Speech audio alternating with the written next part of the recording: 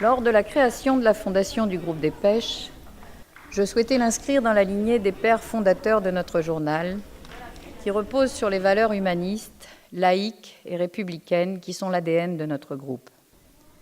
Je m'adresse à nos lauréats 2018 pour leur dire toute la joie que nous avons à les accueillir ce soir. Nous vous apporterons aide et soutien, mais la vraie force est en vous. Travaillez, étudiez, ouvrez-vous aux autres. Nous, on a plusieurs tuteurs chez Pierre Fabre qui ont accompagné et qui accompagnent les jeunes lauréats. Et tous me disent combien ils se régalent à faire ça, parce qu'en donnant, je crois qu'ils reçoivent aussi beaucoup. On accepte de ne pas s'occuper de soi, mais au contraire de se tourner vers les autres en tendant la main. Et puis surtout, quand on travaille avec des jeunes, puis quand c'est pour aider des jeunes comme ça, qui sont des gens bosseurs, des gens qui vaillamment font face et qui se battent pour leur avenir. On est dans une grande cohérence quand on regarde tous les thèmes qui ont été ceux du concours d'éloquence, celui de l'an dernier sur la République, notre maison commune.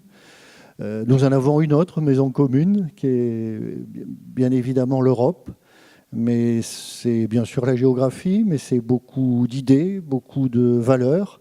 Et c'est intéressant à l'heure où on redoute que les débats politiques soient un peu pauvres autour de la thématique européenne, de dire à ces jeunes, mais apportez-nous votre vision de l'Europe. L'Europe pour vous, c'est quoi? Réfléchissez, et je sais qu'ils vont réfléchir.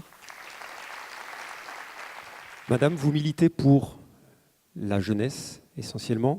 C'est aussi le credo de la fondation du groupe des Pêches. Est-ce cette raison qui vous a poussé à accepter d'être la marraine de cette édition? J'ai accepté parce que c'est un honneur pour moi déjà, et j'ai vu c'est à peu près la même démarche, le même travail que je tends la main à cette jeunesse aujourd'hui. Et j'étais très fière d'être là et qu'ils m'ont choisi. Quelles actions que vous menez, vous, en tant que présidente de la Fondation IMAD pour la jeunesse et la paix, vous semblent les plus importantes que vous voudriez mettre en avant pour le présenter ce soir? Alors, le plus important pour moi de faire des actions, c'est de faire des voyages, de ramener des jeunes à l'étranger, de connaître une autre civilisation, de s'ouvrir, de se projeter, de voir un autre monde et qui peuvent réussir parce qu'il y a des jeunes qui ne voyagent pas, qui ne connaissent même pas la ville où ils habitent. Et c'est ça qui m'a poussée à faire des voyages pour certains jeunes en Chine, en Israël, au Maroc. Voilà, je voulais les en sortir de là, c'était important pour moi. Je m'adresse à vous, surtout avancez. Et cette chance qui est présentée, il faut la saisir et il faut pas décrocher. Et vous avez vraiment de la chance. Et moi, je dis à chaque fois, un jeune, démarre ton moteur. Il faut le démarrer parce que si vous ne le démarrez pas vous-même, il n'y a personne qui démarre à votre place. Alors démarrez-le. Et avancer. Merci. Merci beaucoup. Les tuteurs ils sont également des maillons essentiels de cette chaîne.